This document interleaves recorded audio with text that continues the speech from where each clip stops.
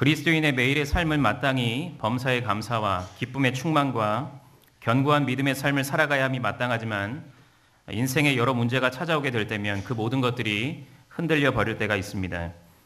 성경에도 그와 같은 예가 많이 나타나는데 먼저 욥은 한순간에 모든 재산과 자녀들을 잃게 되고 온몸에 종기가 나게 되는 고통을 겪게 될 때 자기 생일을 저주하고 자신을 낙심한 자라고 부르는 등 영적 침체에 빠지게 되었습니다. 또한 니느웨에서 심판의 경고를 선포했던 요나도 아라비아 사막 지역에서 부는 뜨거운 동풍과 강렬히 내리쬐는 햇볕으로 인해 심한 고통을 겪게 되자 스스로 죽기를 구하면서 사는 것보다 죽는 것이 내게 나으니이다 라는 고백을 할 정도로 자포자기의 상태에 빠져버리고 말았습니다. 이뿐 아니라 하나님께로부터 선민으로 구별된 이스라엘 백성들은 출애굽의 과정에서 애국 군대의 거센 추격을 당하게 되고 줄이고 목마르게 되는 등 삶의 위기의 순간을 만나게 되자 하나님의 놀라운 구원의 은혜는 까맣게 잊어버리고 낙심하면서 하나님을 원망하는 죄 가운데 빠져버리고 말았습니다. 또한 역사 속에서 하나님의 일들 가운데 귀하게 사용받은 여러 믿음의 선배들에게도 때때로 그와 같은 모습들이 나타났습니다.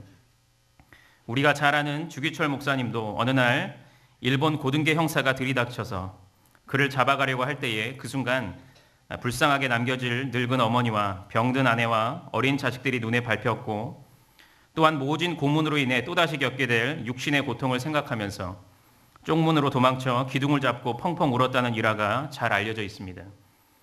이뿐 아니라 종교개혁을 이끌었던 마틴 루터도 개혁 말기에 많은 대적자들의 공격으로 인해 너무 지쳐서 그대로 자리에 주저앉아 모든 것이 끝났어 라고 넋두리를 늘어놓고 있을 때 그의 아내가 힘을 북돋아 주었다는 이야기도 유명한 일화입니다. 이처럼 모든 신자들은 심지어 믿음이 아주 좋은 신앙인이라고 할지라도 때때로 찾아오는 삶의 어려운 문제 앞에 낙심하고 좌절할 때가 있는 것입니다. 하지만 그럼에도 불구하고 진정한 그리스도인들은 잠깐 낙심하게 되더라도 완전히 넘어지지 않고 다시금 벌떡 일어나 그리스도인으로서의 합당한 삶을 살아가게 되는 자들입니다. 그렇다면 저는 오늘 주어진 본문 말씀을 통해 과연 성도는 인생의 여러 어려움으로 인해 영적 침체에 빠지게 될 때 그것을 어떻게 넉넉히 극복하고 더 굳건한 믿음의 삶을 살아갈 수 있게 되는지 함께 살펴보기를 원합니다. 첫째로 성도는 신앙생활의 침체가 찾아올 때 다시금 나를 향한 하나님의 주권적인 사랑을 깨달음으로써 그것을 넉넉히 극복할 수가 있습니다. 본문 1절부터 5절까지를 봉독하겠습니다. 시작. 여호와께서 말라기를 통하여 이스라엘에게 말씀하신 경고라. 여호와께서 이르시되 내가 너희를 사랑하였노라 하나 너희는 이르기를 주께서 어떻게 우리를 사랑하셨나이까 하는도다. 나 여호와가 말하노라. 에서는 야곱의 형이 아니냐. 그러나 내가 야곱을 사랑하였고 에서는 미워하였으며 그의 산들을 황폐하게 하였고 그의 산업을 광야의 이리들에게 넘겼느니라. 에돔은 말하기를 우리가 무너뜨림을 당하였으나 황폐된 곳을 다시 쌓으리라 하거니와 나 만군의 여호와는 이르노라. 그들은 쌓을지라도 나는 헐리라.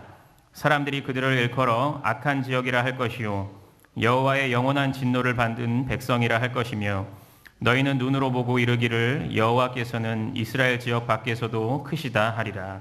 아멘. 성경 말라기는 본문 1절에서 언급하고 있는 대로 말라기 선지자를 통한 하나님의 경고의 말씀으로서 본서의 배경은 BC 450년 혹은 420년경으로 학계 선지자와 스가랴 선지자가 활동한 이후의 시대였습니다. 즉 이 시대는 바벨론으로부터의 비참한 포로 생활이 끝나고 꿈에도 그리던 본국 이스라엘 땅으로 귀환한 이후의 시대였으며 학계 시대 때부터 시작된 성전 건축이 마침내 완공됨으로써 이제 본격적으로 성전 예배가 드려지고 있었던 시대였던 것이었습니다. 그렇다면 이들의 삶은 그와 같은 오랜 포로 생활로부터의 해방, 성전 건축의 완공, 그리고 자유로운 예배 생활로 인해 마땅히 최대의 기쁨과 감사의 삶을 누렸어야 했음에도 불구하고 실상 그들의 마음속에는 오히려 큰 실망감과 원망의 마음이 자리 잡고 있었습니다. 그렇다면 그 이유는 무엇이었습니까? 그것은 바로 그들이 포로로부터 귀환했을 때 가졌던 기대감이 좌절되었기 때문이었습니다.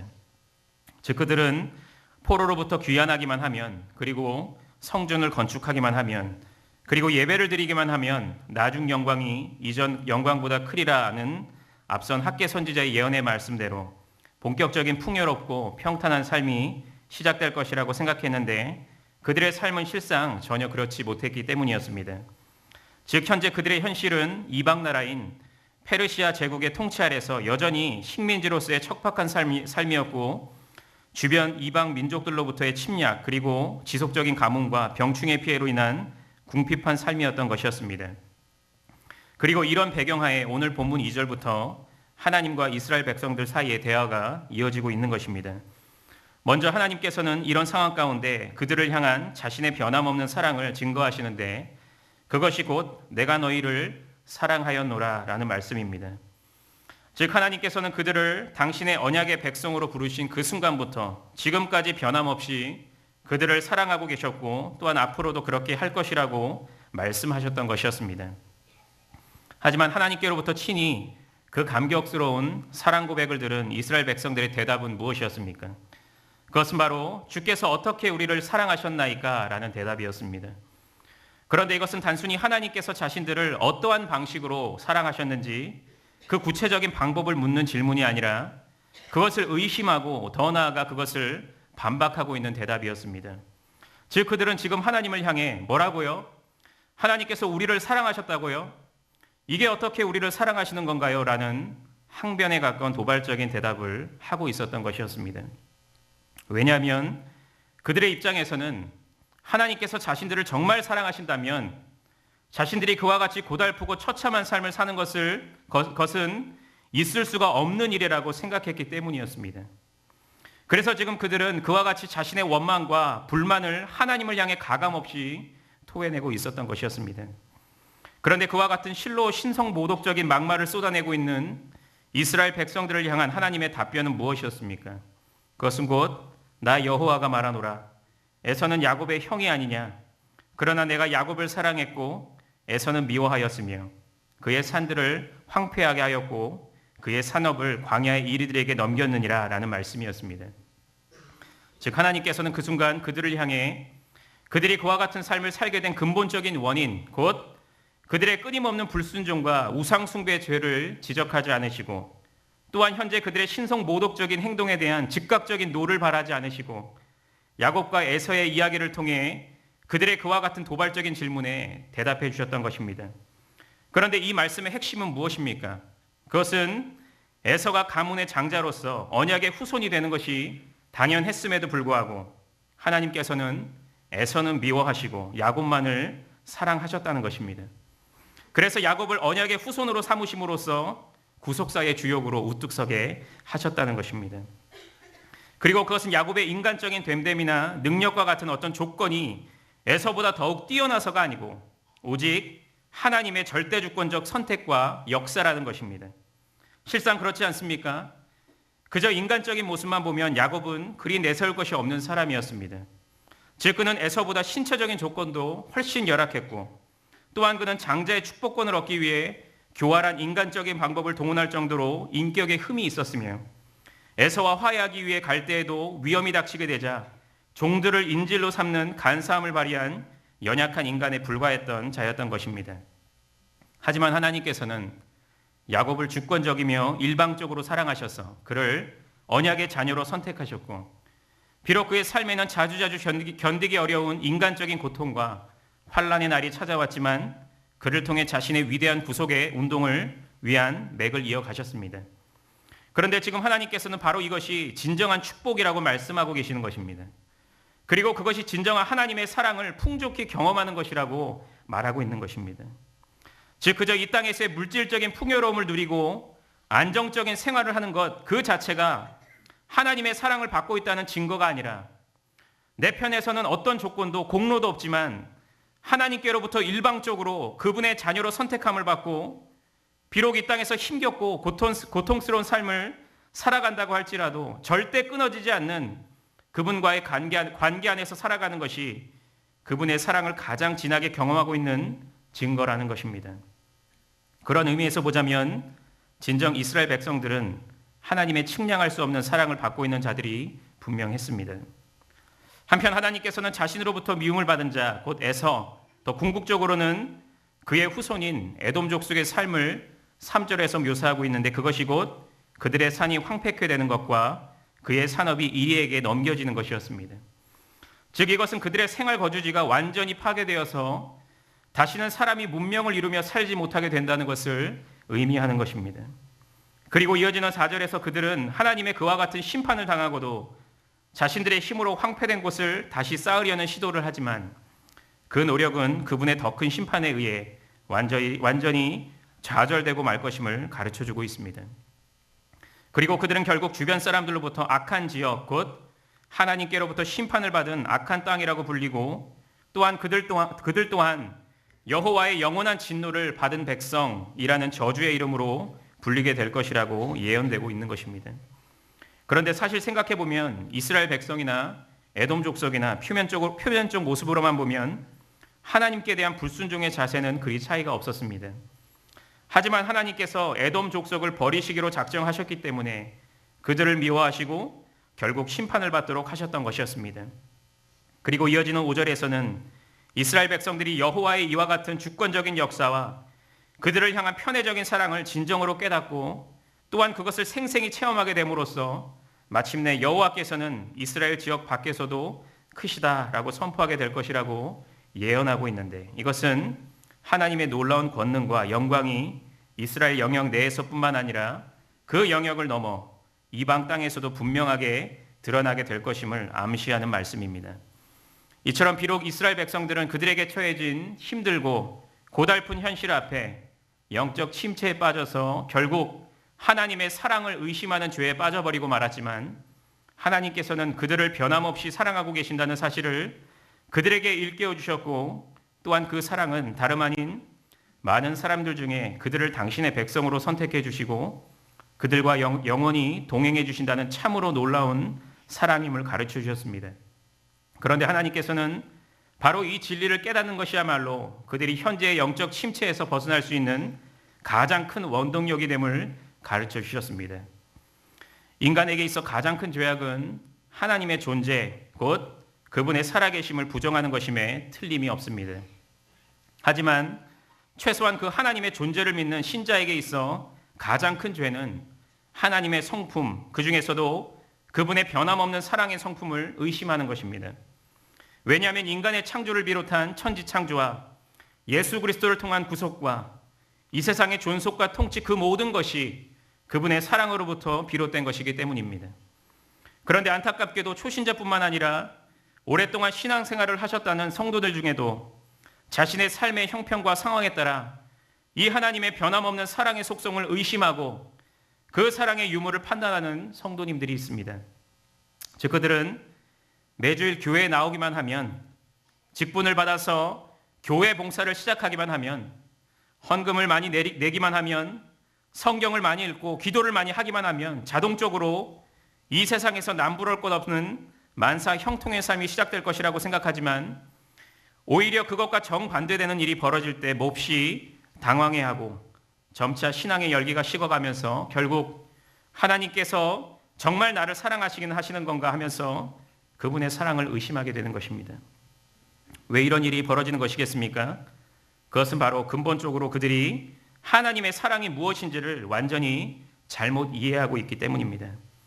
즉 그들은 신앙생활을 함에 있어 그들에게 주어질 수도 있고 안 주어질 수도 있는 이 땅에서의 물질적이고 가시적인 복을 하나님의 사랑의 핵심으로 여기는 것입니다.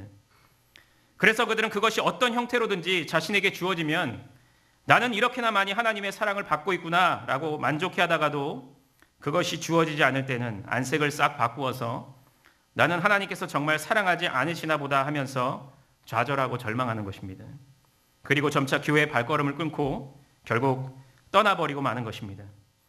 하지만 우리는 하나님의 측량할 수 없는 놀라운 사랑이 그저 이 땅에서 길면 100년 정도 남보다 잘 먹고 잘 살 수 있도록 해주는 그런 제한적이고 값싼 사랑이 아님을 꼭 기억해야 됩니다. 즉 이 하나님의 사랑은 우리의 영혼과 관련 있는 영적이며 영원한 것입니다. 즉 우리는 그 하나님의 사랑의 빛에 비춤을 받게 되기만 하면 그분과의 끊을 수 없는 관계 안에서 그분의 영광스러운 자녀로서 이 땅을 살아가게 되고 저 천국에서 영원히 살 수 있는 영원한 생명까지도 소유하게 되는 것입니다. 그래서 비록 이 땅에서 그 어떤 고달프고 힘든 삶을 살게 되더라도 하나님께서 나의 하나님이 되심으로써 나와 영원히 함께 하신다는 사실로 인해 그것을 넉넉하게 이겨낼 수가 있습니다. 그리고 그분의 측량할 수 없는 사랑을 깨닫는 가운데 그분과의 더 친밀한 교제의 시간으로 선용하게 되는 것입니다. 그런데 과연 우리는 이 하나님의 사랑이 무엇인지를 잘 이해하고 있습니까? 그리고 그것이 진정 나의 삶에서 가장 큰 감사의 제목과 기쁨의 이유가 되고 있습니까? 아니면 여전히 내가 이 땅에서 남부럽지 않게 살아가는 것만을 하나님의 사랑의 가장 큰 증거라고 착각하면서 그것만을 갈구하면서 살아가고 있습니까? 하지만 오직 이 진정한 하나님의 사랑이 다름 아닌 예수 그리스도를 통해 죄인 중에 괴수와 같은 내가 구원을 받고 그분의 자녀가 되어서 일평생 동안 그분과 동행하는 삶을 살게 되는 것임을 깨달은 자만이 어떤 환난과 풍파 속에서도 흔들리지 않는 신앙생활을 지속할 수 있으며 잠시 잠깐 영적 침체가 온다고 할지라도 금방 그것을 극복하고 기쁨과 감사의 신앙생활을 힘있게 살아갈 수가 있게 되는 것입니다. 인생의 온갖 시험과 역경으로 인해 영적 침체에 빠지게 될 때 그분께서 그 어떤 공로도 조건도 없는 나를 당신의 큰 사랑 가운데 주권적으로 선택해 주셔서 그분의 자녀로 삼아 주셨으며 나와 늘 함께 해주신다는 사실로 인해 큰 감사의 영광을 하나님께 올려드리시고 오히려 그 시간을 통해 정금과 같이 단련되시는 성도님들이 되시기를 바랍니다. 둘째로 성도는 신앙생활의 침체가 찾아올 때 다시금 온전한 예배 생활을 회복함으로써 그것을 넉넉하게 극복할 수가 있습니다. 본문 6절부터 14절까지를 함께 봉독하도록 하겠습니다. 시작. 내 이름을 멸시하는 제사장들아, 나 만군의 여호와가 너희에게 이르기를 아들은 그 아버지를 종은 그 주인을 공경하나니 내가 아버지일진데 나를 공경함이 어디 있느냐, 내가 주인일진데 나를 두려워함이 어디 있느냐 하나 너희는 이르기를 우리가 어떻게 주의 이름을 멸시하였나이까 하는도다. 너희가 더러운 떡을 나의 제단에 드리고도 말하기를 우리가 어떻게 주를 더럽게 하였나이까 하는도다. 이는 너희가 여호와의 식탁은 경멸히 여길 것이라 말하기 때문이라. 만군의 여호와가 이르노라. 너희가 눈먼 희생제물을 바치는 것이 어찌 악하지 아니하며 저는 것 병든 것을 드리는 것이 어찌 악하지 아니하냐. 이제 그것을 너희 총독에게 드려보라. 그가 너를 기뻐하겠으며 너를 받아주겠느냐. 만군의 여호와가 이르노라. 너희는 나 하나님께 은혜를 구하면서 우리를 불쌍히 여기소서 하여 보라.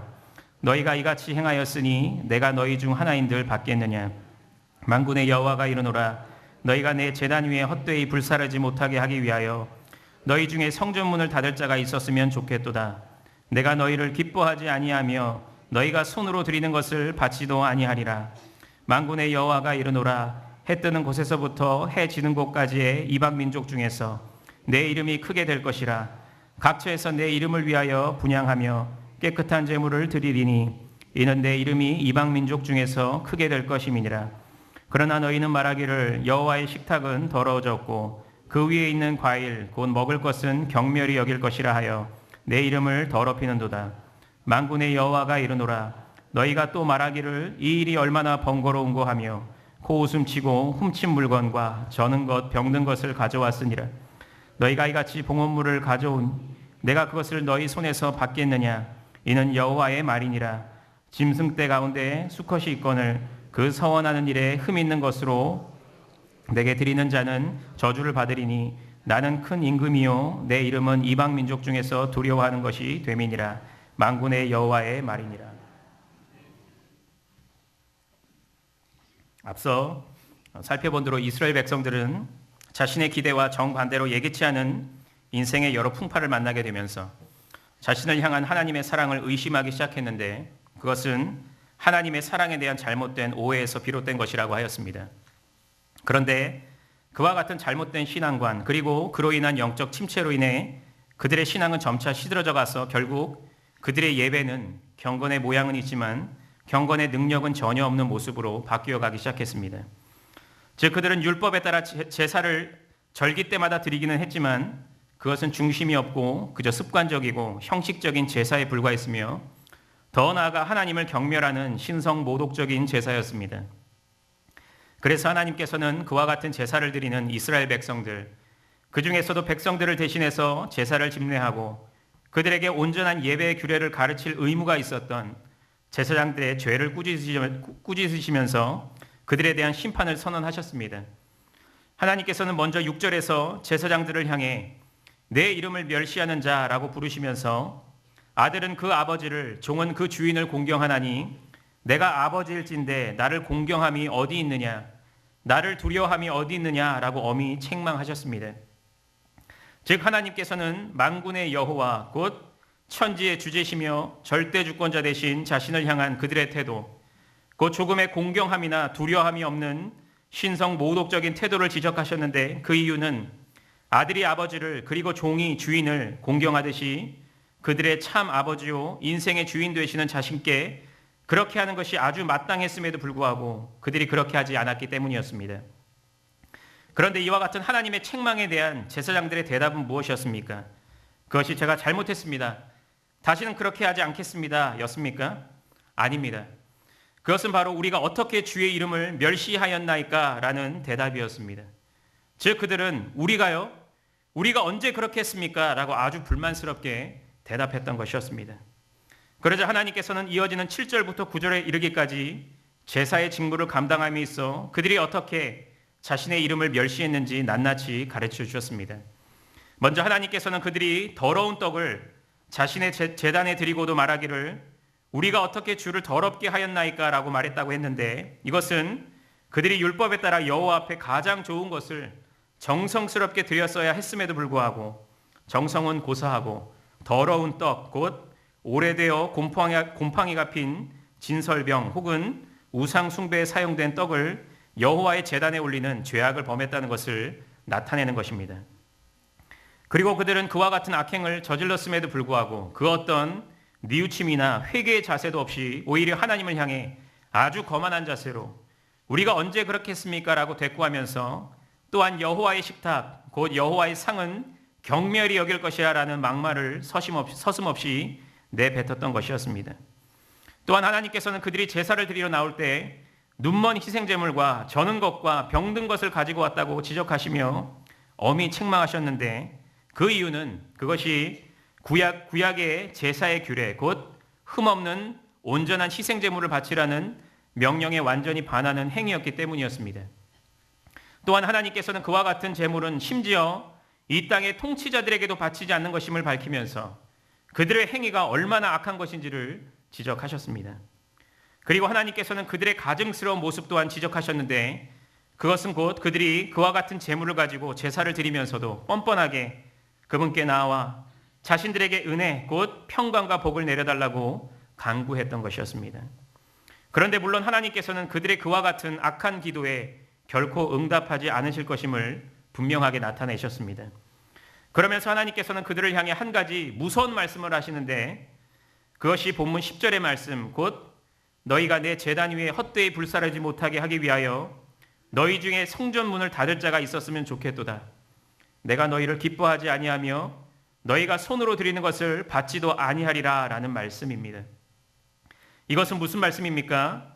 이것은 하나님께서 제사장들의 그 최악의 신성 모독적인 행위를 차마 눈뜨고 볼 수 없어서 차라리 성전 문을 닫아버림으로써 그들이 그와 같은 더러운 제사를 더 이상 드리지 못하도록 했으면 좋겠다고 말씀하고 계시는 것입니다.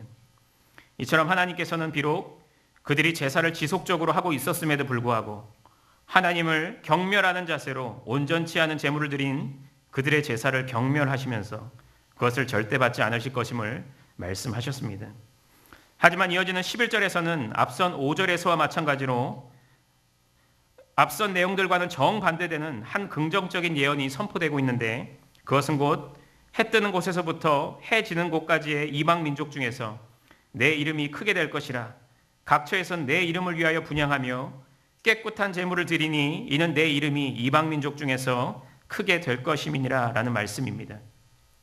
그런데 이 말씀은 민족적 이스라엘을 뛰어넘어 장차 온 세상의 민족들이 깨끗한 제물을 하나님께 드리는 즉 온전한 예배를 하나님께 드리게 될 것이라는 예언의 말씀으로서 궁극적으로 어린 양 대신 예수 그리스도께서 하나님께 온전히 드려지는 흠없는 희생제물이 되어주신다는 것과 또한 그분의 의에 기대어 하나님께 나아가는 자는 그분께서 받으실 만한 예배를 드릴 수가 있게 된다는 것을 암시하는 말씀입니다. 그런데 현재 제사장들의 모습은 전혀 그렇지 못했습니다. 즉 그들은 여호와의 식탁은 더러워졌고 그 위에 있는 과일 곧 먹을 것은 경멸히 여길 것이라 라고 말하며 하나님께 드리는 제사를 경멸하였고 더 궁극적으로는 하나님을 경멸하고 있었던 것이었습니다. 그리고 그들은 훔친 물건과 저는 것, 병든 것과 흠이 있는 재물을 가지고 제사를 드리면서도 이 제사가 얼마나 번거로운가, 다시 말해서 이 제사가 얼마나 나를 짜증나고 피곤하게 만드는가 하면서 불평과 불만을 쏟아냈던 것이었습니다. 하지만 그들의 이와 같은 지속적인 신성모독적인 행위의 결과 하나님께서는 너희가 이같이 봉헌물을 가져오니 내가 그것을 받지 않겠다라고 말씀하시며 너희가 저주를 받을 것이니라 라고 심판의 선언을 하셨습니다. 그리고 그 이유는 하나님 자신이 온 세상을 다스리시고 모든 민족이 두려워하는 큰 임금이 되시는데 그들이 그에 합당한 제사를 올려드리지 않았기 때문이라고 말씀해 주셨습니다. 이처럼 제사장들은 백성들을 대신해서 하나님께 온전한 제사를 드려야 하는 존재였음에도 불구하고 삶의 피폐함으로 인한 영적 침체가 찾아오자 그것을 극복하지 못하고 하나님께 더러운 제사를 의도적으로 그리고 계속해서 드림으로써 더욱 깊은 영적 침체에 빠졌고 결국 하나님의 무서운 심판의 경고를 듣게 되었습니다. 많은 신자에게 있어 인생의 여러 문제들로 인한 신앙생활의 침체가 찾아올 때 가장 크게 영향을 받게 되는 것은 다름 아닌 그들의 예배 생활입니다. 즉 예배가 상황과 형편에 전혀 상관없이 언제나 하나님 중심적인 예배가 되어야 함에도 불구하고 상황과 형편이 악화되면 그들의 예배는 점차 자기 중심적인 예배가 되어버리고 마는 것입니다. 다시 말해서 그들은 교회로 나올 때 이제 더 이상 이 예배가 하나님께서 받으실 만한 온전한 예배인가? 나의 중심이 하나님께로 온전히 향해 있는가를 깊이 고민하는 가운데 예배 시간 내내 영과 진리로 예배를 드리는 것이 아니라 매주마다 교회에 억지로 나오기는 하지만 그들에게 세상적인 형통의 복을 내려주시지 않는 하나님에 대한 실망감과 불만을 마음속 깊이 품은 채 건성건성 예배를 드려주고 집으로 가는 것입니다.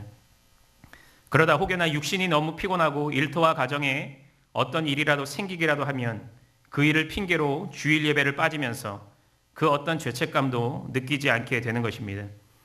또한 그들은 현재의 경제적 어려움이 나를 향한 하나님의 무관심과 무책임 때문이라는 원망의 마음을 품고 온전치 않은 11조 생활과 인색한 감사 생활도 아주 자연스럽게 하게 되는 것입니다. 그리고 결국 그들의 예배 생활은 점점 형식적이게 되고 생명력을 잃어가게 되는 것입니다. 그러면서도 그들의 마음 가운데는 그래도 어쨌든 내가 매주마다 예배당에 가니까 온전치는 않지만 그래도 헌금도 꼬박 드리니까 주일학교 교사로 찬양대원으로 봉사하니까 이 정도면 잘하고 있는 거지 하면서 마치 자신이 하나님께 해야 할 일을 그래도 잘하고 있는 것처럼 만족해하고 있는 것입니다. 그런데 여러분, 이것이 진정 하나님께서 기뻐 받으실 만한 예배이겠습니까? 정말 하나님께서는 이와 같이 중심은 전혀 없지만 매주마다 형식을 갖추어 반복은 되고 있는 이 예배를 기쁨으로 받아주시겠습니까? 절대 그렇지 않습니다.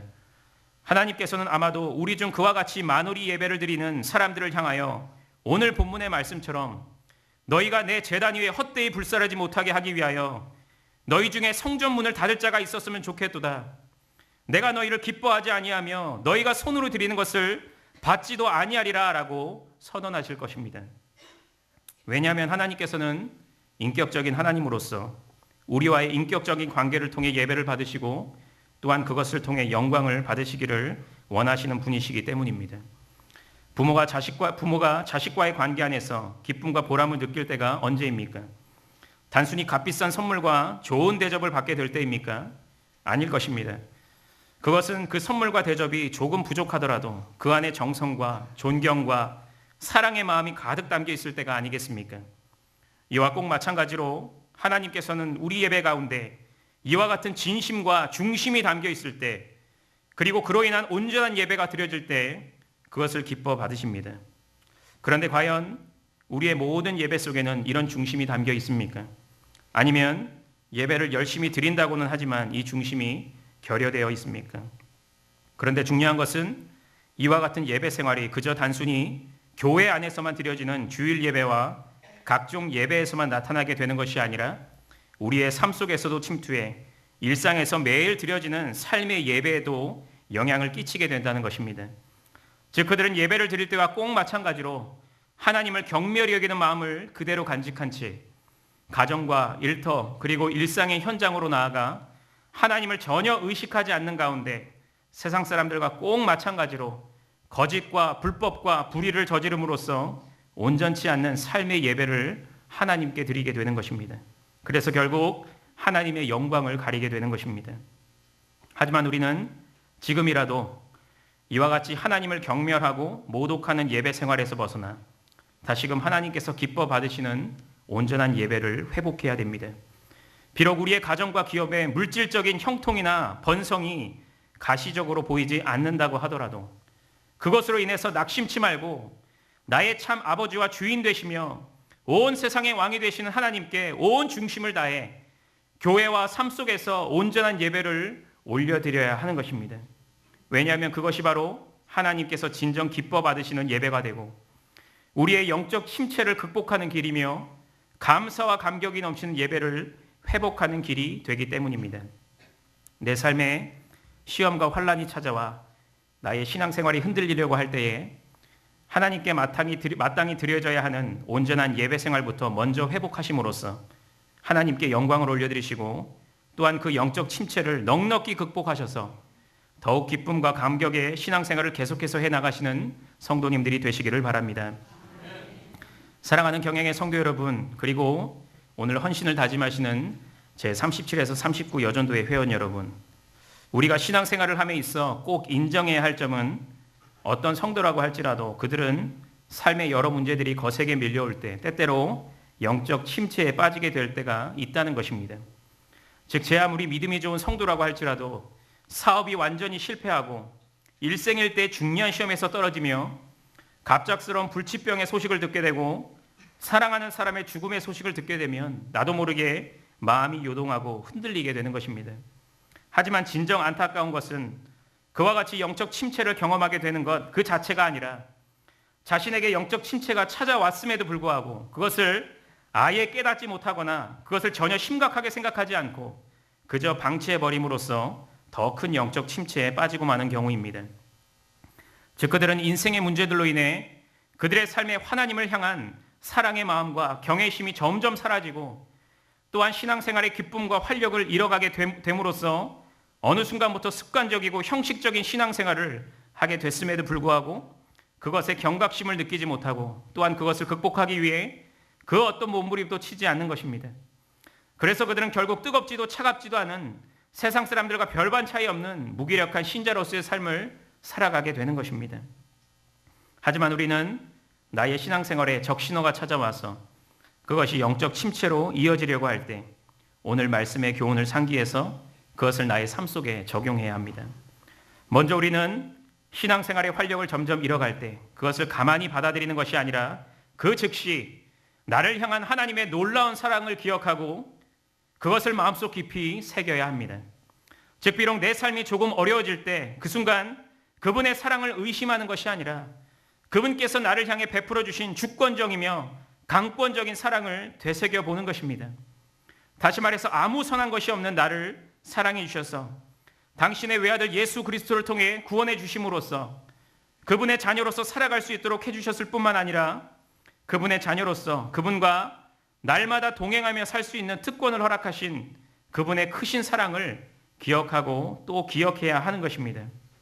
그러면 절로 그 크신 하나님의 사랑에 감사 감격하여 하늘을 두루마리 삼고 바다를 먹물 삼아도 한없는 하나님의 사랑 다 기록할 수 없겠네라고 고백하면서 그분께 감사의 영광을 올려드리고 신앙생활의 기쁨을 다시금 회복하게 되는 것입니다. 또한 우리는 영적 침체가 찾아올 때 다시금 온전한 예배 생활을 회복해야 됩니다. 왜냐하면 물론 영적 침체의 결과 예배 생활의 침체가 찾아오는 것도 맞지만 온전한 예배 생활의 회복의 결과 영적 침체를 극복하게 되는 것도 맞는 것이기 때문입니다. 즉 우리는 다시금 하나님께 중심 있는 온전한 예배를 회복하게 될 때 자연히 우리의 예배를 통해 찾아오시는 하나님을 만나게 되어 그분의 한없는 권능과 사랑을 생생하게 체험하게 됨으로써 다시금 생동력 있는 신앙생활을 할 수 있게 되는 것입니다.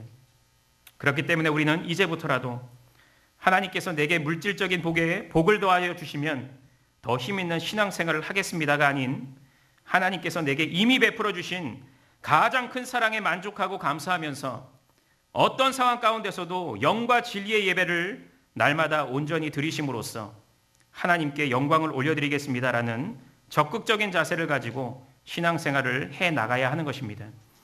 왜냐하면 그럴 때야 비로소 우리는 사탄의 그 어떤 파상 공격으로부터 넉넉히 이길 수가 있고 그것을 통해 더 신나고 기쁜 신앙생활을 계속해서 이어갈 수 있게 될 것이기 때문입니다. 삶의 여러 위기가 찾아와 나의 신앙이 흔들리려고 할 때 나만을 향해서 쏟아부어 주신 하나님의 주권적인 사랑을 마음속 깊이 새기시고 하나님께서 진정 받으실 만한 온전한 예배 생활을 먼저 회복하심으로써 하나님께 영광을 올려드리시고 그것을 간신히 그저 피해가는 것이 아니라 넉넉히 이기시는 경영의 성도님들과 제37에서 39 여전도의 회원들이 되시기를 바라겠습니다.